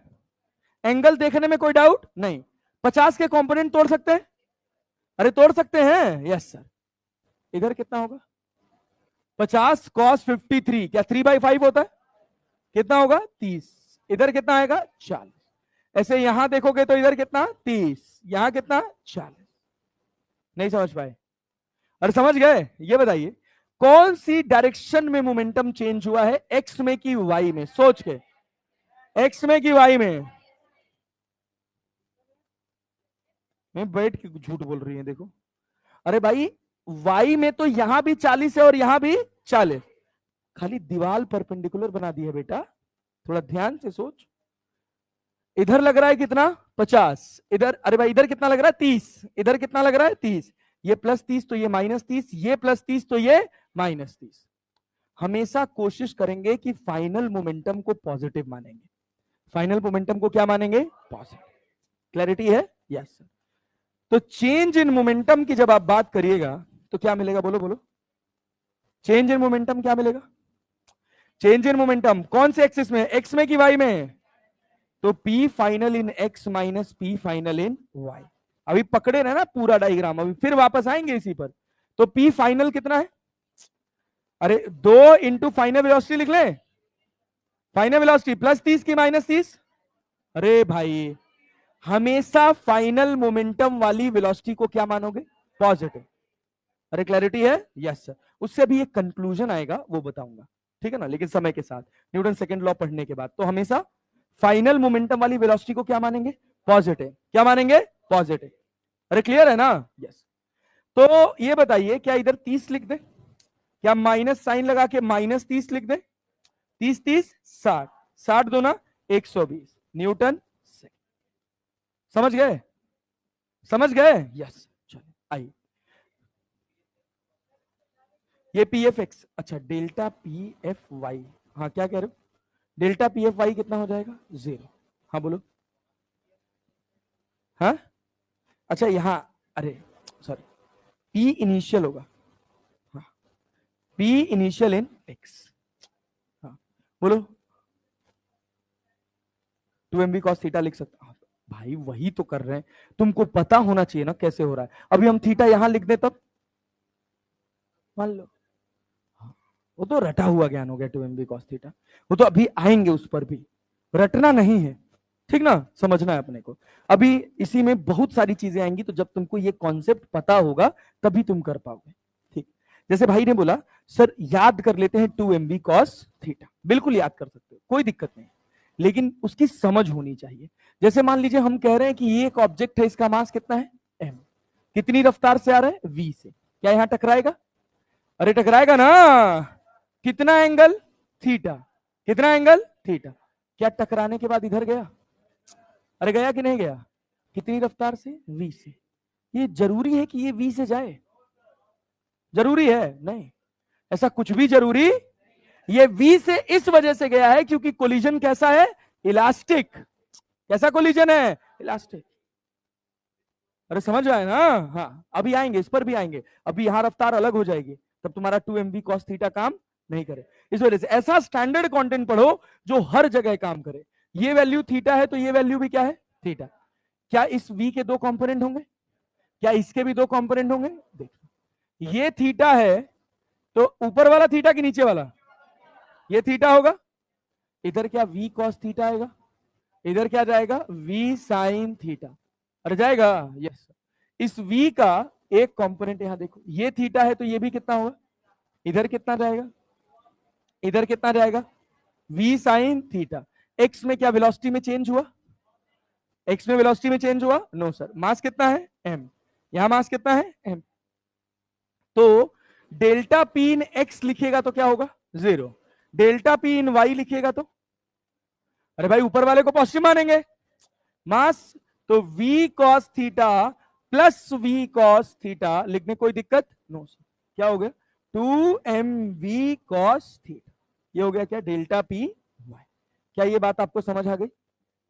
अरे समझ आ गई, यस सर, ऐसा कोई फॉर्मूला होता नहीं, ये एक सिंपल साधारण कॉन्सेप्ट है, हमेशा अपनी वेलोसिटी के कंपोनेंट तोड़ेंगे और उसके बाद उसको सॉल्व करेंगे। कई बार ऐसा होगा कि एक्स में मोमेंटम आएगा, बात समझे ना। जैसे अगर मान लीजिए हम आपसे एक सवाल कहें, ध्यान से सुनिएगा और मैं उम्मीद करूंगा कि आप निकाल ले जाएंगे। चलिए, ये अपने पास एक सरफेस है, यहां पर हिंज है, मतलब ये फिक्स सरफेस है, एक बॉल यहां पर आ रही है 50 मीटर पर सेकेंड से, और ये टकरा रही है at an angle of 37 degree, कितने एंगल पर 37 डिग्री पर, और ये इधर जा रही है 53 डिग्री के एंगल पर, कितने एंगल पर 53 डिग्री के एंगल पर, कितनी रफ्तार से 20 मीटर पर सेकेंड, हम कह रहे हैं इसका मास है 1 kg, कितना मास है बेटा जी 1 kg, चेंज इन मोमेंटम बताइए, एक्स में होगा वाई में होगा या दोनों में होगा, एक्स में वाई में या दोनों में, चेंज इन मोमेंटम दोनों में, रफ्तार एक्स में भी चेंज होगी और वाई में भी, तो बताइए net change in momentum, net change in momentum, बताइए बताइए बताइए, हाँ हाँ, क्वेश्चन लिखना है, हाँ समझ नहीं आया, कुछ पूछना है, बताओ, रुक जाओ भाई, लिख लियो क्वेश्चन, लिख लिए हो, बनाओ बनाओ, कंपोनेंट तोड़ के बनाना है, सिंपल, हाँ -30 कैसे हुआ, इस वाले को हमने क्या माना +30, फाइनल वेलोसिटी है, इनिशियल वेलोसिटी इधर है कि ऑपोजिट है, ऑपोजिट है, तो इधर वाला 30 पॉजिटिव है तो इधर वाला 30 नेगेटिव होगा, इस वजह से क्या आया -30, ठीक। मास 1 kg दिए तो है, नहीं लिखे क्या इसमें 1 kg, अरे लिखे तो है, हाँ हाँ होने दो, चेंज इन मोमेंटम, एक्स में बताओ कितना है, एक्स और वाई दोनों में अलग अलग बताओ, और वाई में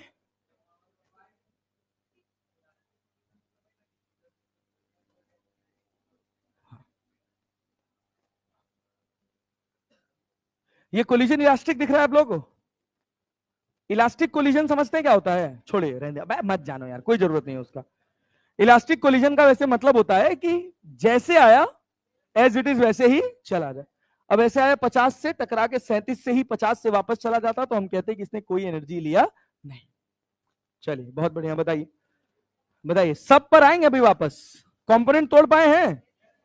कंपोनेंट तोड़ पाए हैं? Yes sir. ये बताइए, ये 37 है, सुनिएगा ध्यान से, ये 37 है, क्या ये भी 37 होगा? अरे होगा जी, अरे होगा। 50 का जो कंपोनेंट इधर आएगा, इधर जो जाएगा 30, समझे हो? यस। ये बताओ, इसका जो कंपोनेंट इधर आएगा, ये 53 है, तो क्या ये भी 53 होगा? तो 20 cos 53 कितना होगा? 12।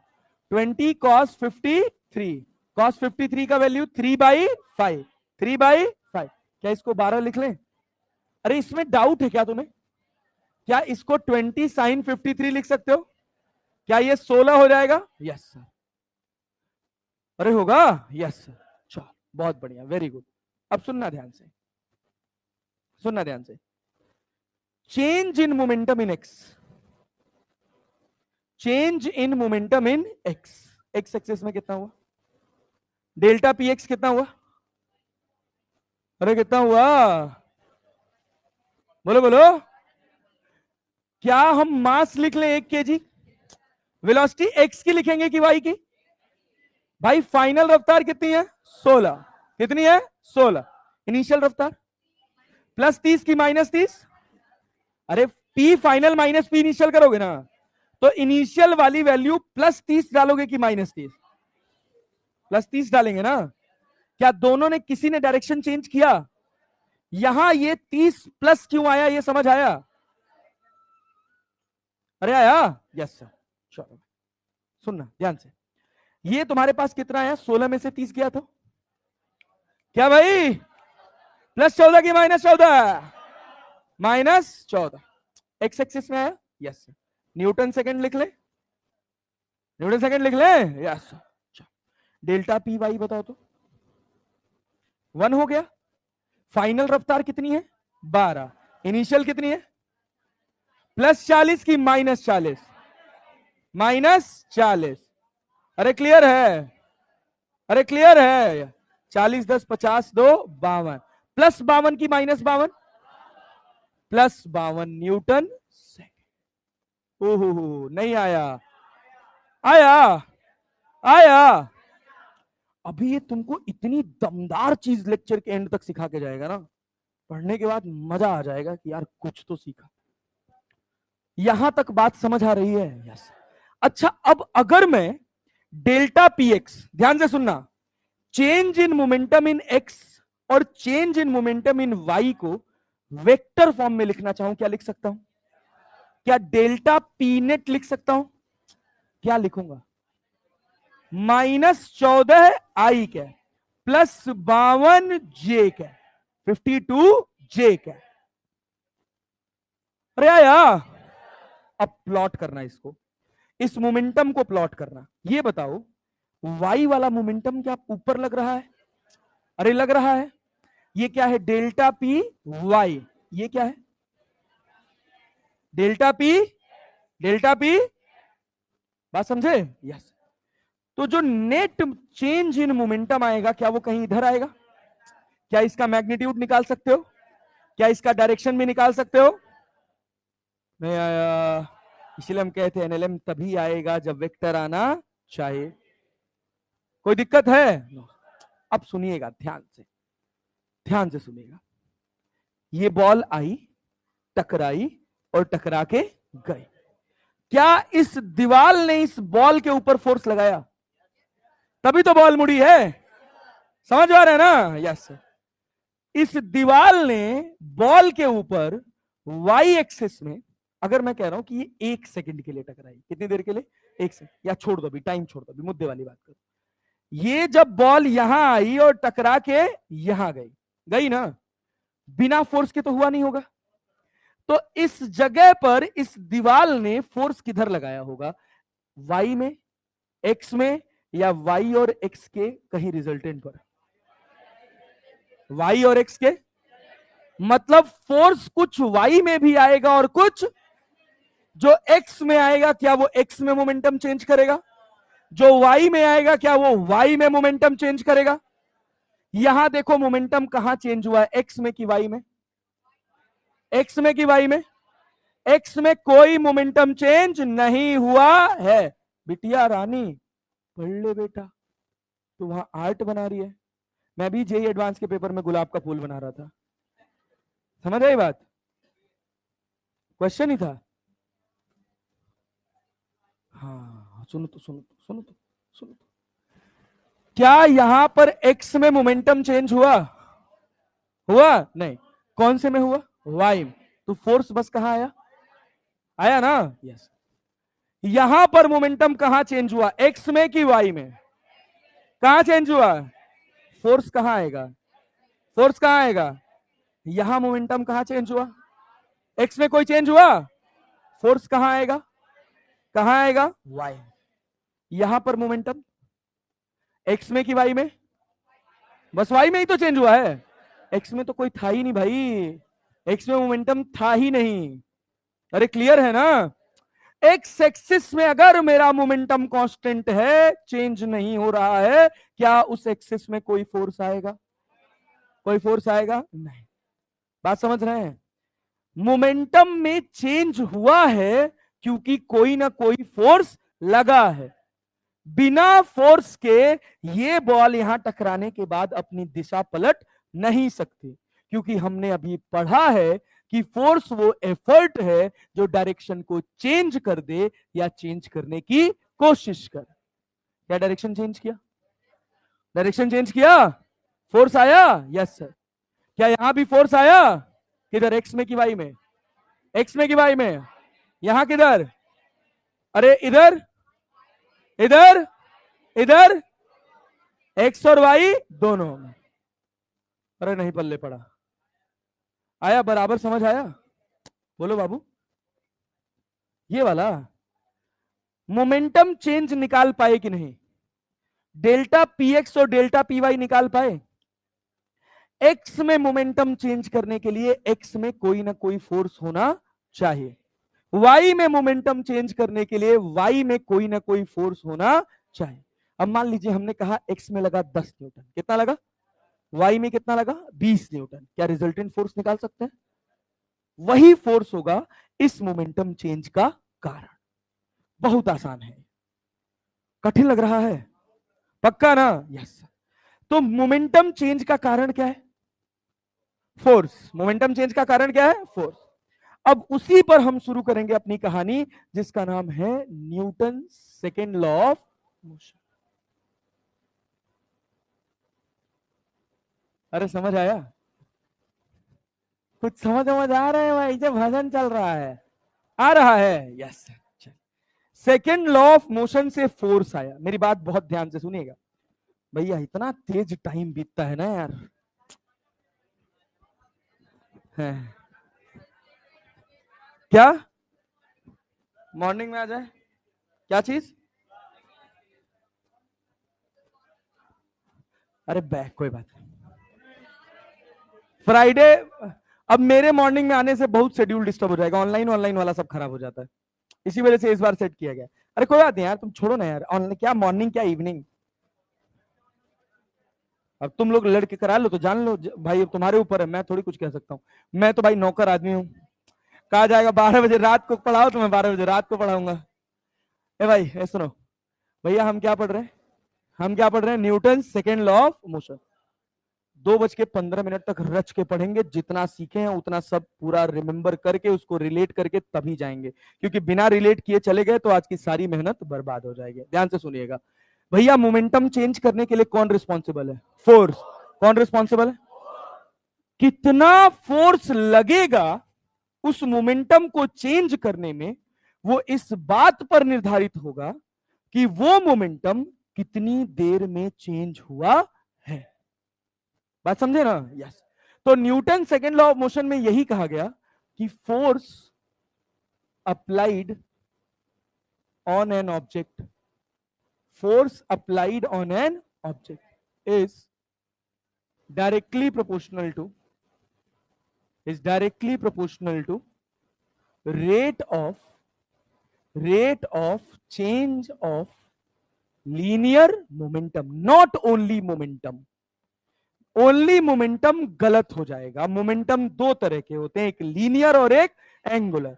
लीनियर के चेंज होने से फोर्स आता है, एंगुलर के चेंज होने से टॉर्क आता है।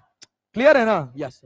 तो force applied on object is directly proportional to rate of change of linear moment. Rate of change of linear moment. अरे क्लियर है? Yes sir. सुनते रहिएगा ध्यान से। क्या हम F is directly proportional to dp by dt लिख सकते हैं? अरे लिख सकते हैं? Yes sir. यहां पर ये P फोर्स, यहां ये P लीनियर मोमेंटम एक वेक्टर क्वांटिटी है और फोर्स भी एक वेक्टर क्वांटिटी। जब आप प्रोपोर्शनलिटी कांस्टेंट को हटाते हैं तो ये क्या आता है? dp by dt। क्या आता है भैया? dp by dt। क्लैरिटी है? आप सोचिए, यहां पर जो आपको चेंज इन मोमेंटम दिख रहा है dp, ये बहुत छोटा है या बहुत बड़ा? टाइम भी बहुत। तो ये जो फोर्स होगा ये इंस्टेंटेनियस होगा कि एवरेज? क्या होगा? इंस्टेंट। अगर इसी को मुझे एवरेज फोर्स लिखना हो, क्या लिखना हो? एवरेज फोर्स, तो डी डेल्टा हो जाता है और टी जो है वो डेल्टा टी। अरे क्लैरिटी है? यस। बहुत ज्यादा पचड़ा नहीं होगा आपके पास वैसे फोर्स और इंस्टेंटेनियस फोर्स का, ठीक है ना? बहुत सिंपल सिंपल सवाल है आपके पास, लेकिन ध्यान से सुनिएगा। ये बताइए, अभी हम इस वाले हिस्से को पकड़कर आगे बात कर रहे हैं, इंस्टेंटेनियस को। किसको? इंस्टेंट। क्योंकि अभी जितनी जगह हम मोमेंटम का चेंज पढ़े हैं वहां हर जगह क्या बॉल टक से टकरा के वापस जा रही थी? टकराने का समय बहुत ज्यादा था कि बहुत कम? बहुत कम था ना? बहुत बढ़िया, वेरी गुड। अच्छा ये बताइए, लीनियर मोमेंटम क्या मास इंटू वेलोसिटी के बराबर है? किसके बराबर है? Mass into velocity. तो एफ वेक्टर बराबर D by D T of M into V vector लिख दूं, कोई दिक्कत? कोई दिक्कत? No sir. मास कांस्टेंट होता है कि वेरिएबल? कांस्टेंट की वेरिएबल? आज तक जो पढ़े हैं उसको भूल जाइए। यहां वेरिएबल भी हो सकता है और कांस्टेंट, लेकिन मैकेनिक्स में जब मास वेरी करेगा तो वेलोसिटी कांस्टेंट होगा, जब वेलोसिटी वेरी करेगा तो मास कांस्टेंट। दोनों एक साथ वेरी करते हैं रिलेटिविटी स्टिक थ्योरी में, जब कोई ऑब्जेक्ट लाइट या लाइट के कंपैरिजन की रफ्तार से दौड़ रहा होता है। यहां यहां यहां यहां यहां कोई एक ही वेरिएबल होगा, या तो मास या तो। क्लियर है ना? यस। जब हम इसको ओपन करते हैं, जब न्यूटन ने इसको सॉल्व करके लिखा था तो कहा कि m को छोड़ दीजिए और लिख दीजिए dv वेक्टर बाई डी। फिर प्लस साइन लगाइए, v वेक्टर को छोड़ दीजिए और क्या लिख दीजिए? dm by dt। अपनी मैकेनिक्स में इसकी दो एप्लीकेशन है। कितनी है? दो। पहला, जब मास कांस्टेंट होगा। क्या होगा भाई साहब? Mass constant. जब मास चेंज नहीं होगा। नहीं आया? आया जी? जब मास चेंज नहीं होगा तो यहां पर अब बताइए, मास चेंज नहीं हुआ, मास कांस्टेंट हो गया, तो DM by D T. Constant का डिफरेंशिएशन जीरो। नहीं आ रहा है आपको? आ रहा है जी? कांस्टेंट का डिफरेंशिएशन जीरो। तो क्या मैं फोर्स बराबर M DV by D T लिख सकता हूं? अरे लिख सकता हूं? पक्का जी? यस। चलिए बहुत बढ़िया। अब यहां ध्यान से सुनिएगा, डीवी बाई डी टी को क्या एक्सलरेशन लिख सकते हैं? क्या मैं इसको मास इंटू एक्सलरेशन लिख दूं? और ये जो फोर्स है ये कैसा फोर्स है? Net force. कैसा फोर्स है? Net force.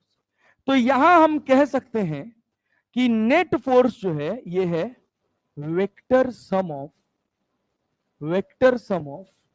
All the forces. अच्छा, एक आध जगह किताब में आप पढ़ा हुआ देखेंगे या कोई लोग लिखवा देते हैं अनबैलेंस्ड फोर्सेस।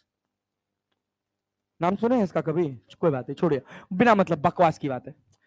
फोर्सेस चाहे बैलेंस्ड हो चाहे अनबैलेंस्ड, खुद सोचिए कि अगर हम इसको धक्का दे रहे हैं, ये दीवार हिली, एक्सेलरेशन कितना होगा इसका? मतलब मेरा फोर्स कैसा होगा? बैलेंस्ड कि अनबैलेंस्ड? बैलेंस्ड फोर्स क्या हमेशा एक दूसरे को कैंसिल कर देंगे? कर देंगे, यस। तो वेक्टर सम में तो वो आएंगे ही नहीं। लेकिन अगर मैंने बॉडी के ऊपर फोर्स लगाया है और बॉडी का एक्सेलरेशन जीरो है, मतलब सारे फोर्सेस कैसे हैं? कैसे फोर्सेस हैं? कैसे फोर्सेस हैं? बॉडी के ऊपर मैंने फोर्स लगाया है, उसके वेक्टर सम की वजह से बॉडी एक्सेलरेट हुई है, मतलब बॉडी के ऊपर कैसा फोर्स है?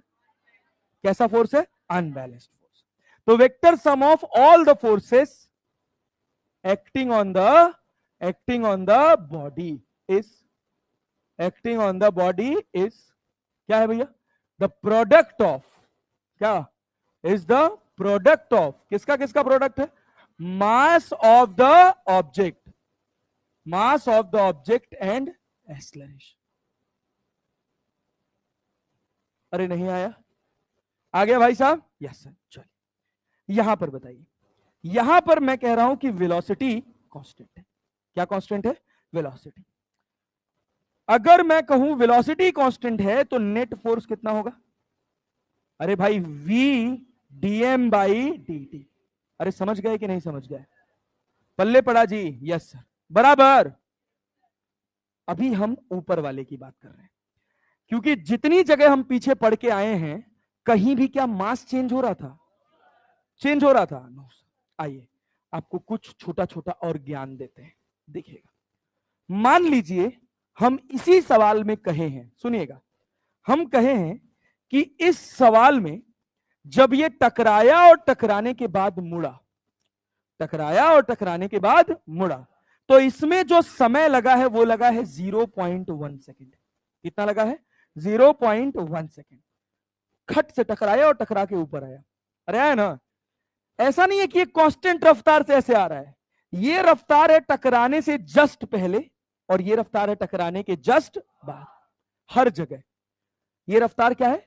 टकराने से जस्ट पहले और ये रफ्तार है टकराने के जस्ट बाद। तो क्लियर है ना? यस। ये बताइए कितना मोमेंटम चेंज हुआ? 30। कौन से डायरेक्शन में? एक्स में कि वाई में? एक्स में कि वाई में? एक्स में कि वाई में? कितनी देर में हुआ? 0. फोर्स आएगा क्या? अरे फोर्स आएगा क्या? Delta P by delta T. कितना है मोमेंटम चेंज? कितना है? 30। कितने टाइम में? क्या 300 न्यूटन? अरे समझ आया? नहीं आया? क्या नहीं आया बे? गजब आदमी है भाई। फोर्स क्या होता है? Change in momentum upon change in time. Momentum में कितना चेंज हुआ है? 30 न्यूटन सेकेंड का। कितनी देर में? 0.1 सेकेंड में। तो ये बताओ जब हम फोर्स लिखेंगे तो किस में लिखेंगे? एक्स में कि वाई में? क्योंकि मोमेंटम चेंज कहां हुआ है? कहां हुआ है? अरे यार पक्का? Yes sir. सुनिएगा अभी और ऐसे लाइन आएगी और एक पंच लाइन आएगी, इसके बाद उसको बहुत ध्यान से सुनिएगा। तो हम क्या यहां फोर्स इन वाई लिख दें? फोर्स इन वाई कितना होगा? Delta P in Y upon delta T. Delta P in Y कितना है? 30। टाइम कितना है? 0.1। क्या 300 न्यूटन आया? अरे आया क्या? फोर्स कौन सी डायरेक्शन में आया है? कौन सी डायरेक्शन में? मेरा net change in momentum plus Y की माइनस वाई? पॉजिटिव है ना? प्लस वाई ना?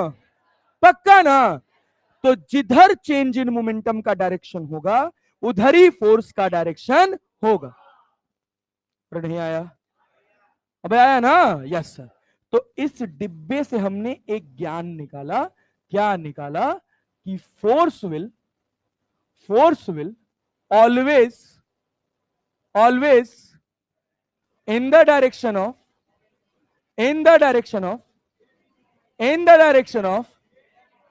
Change in momentum. अरे समझ गए नहीं?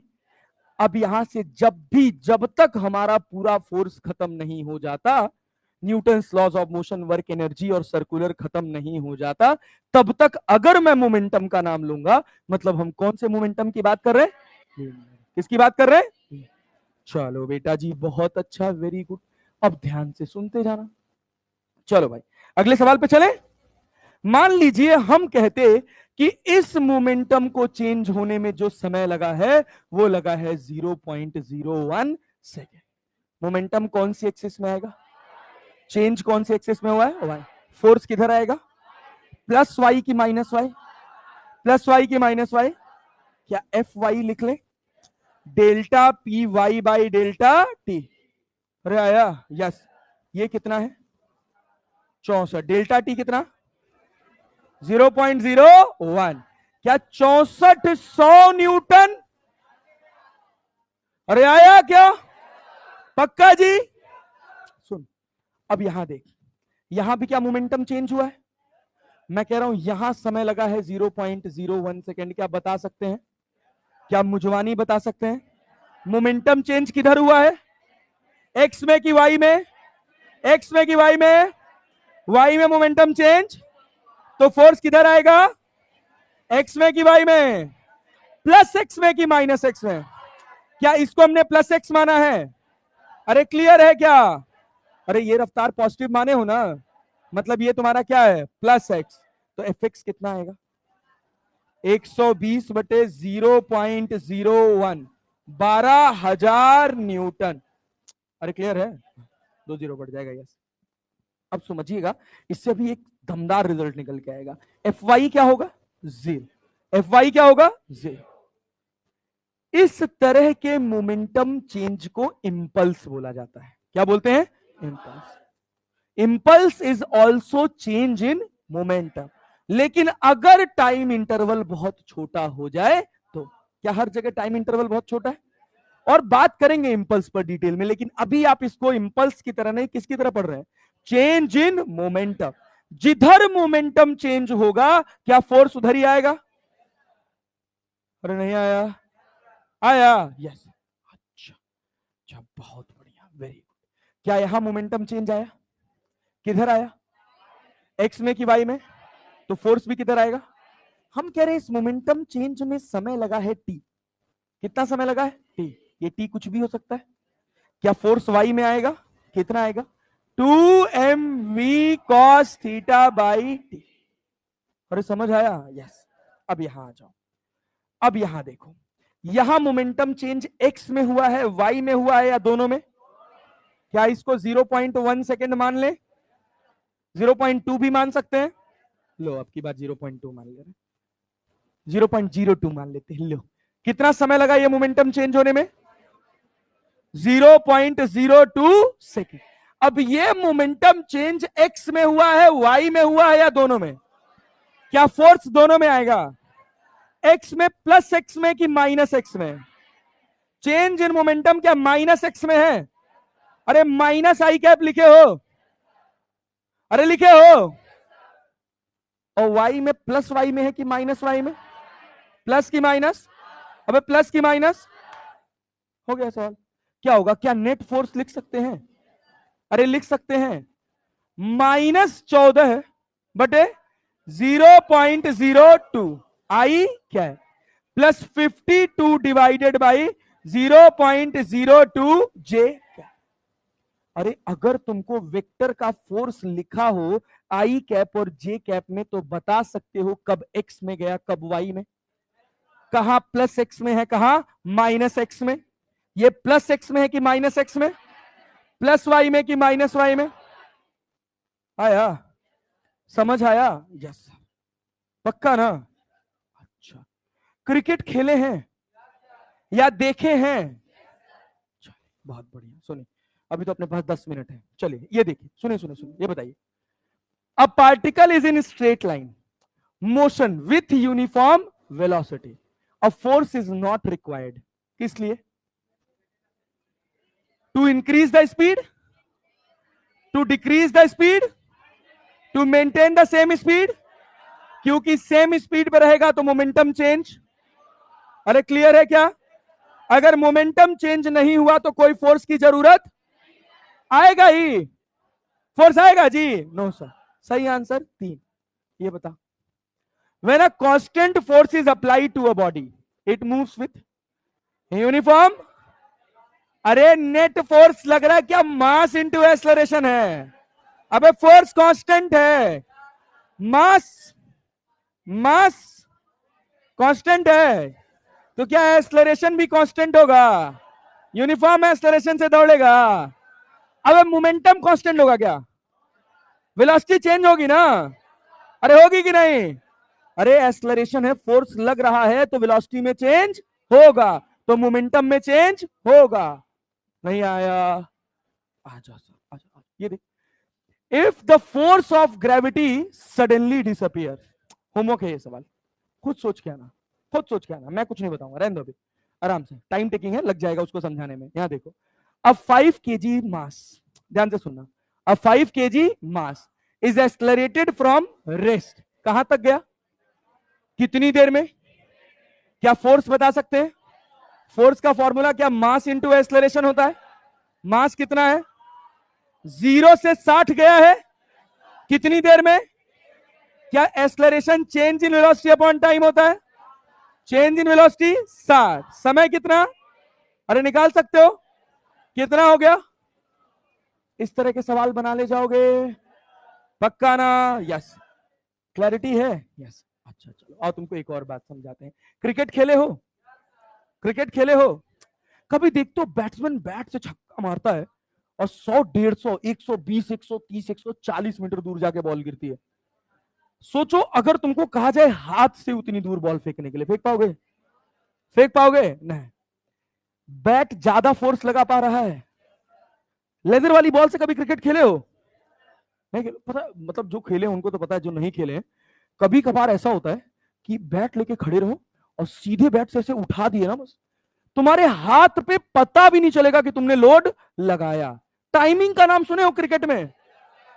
सुने हो ना?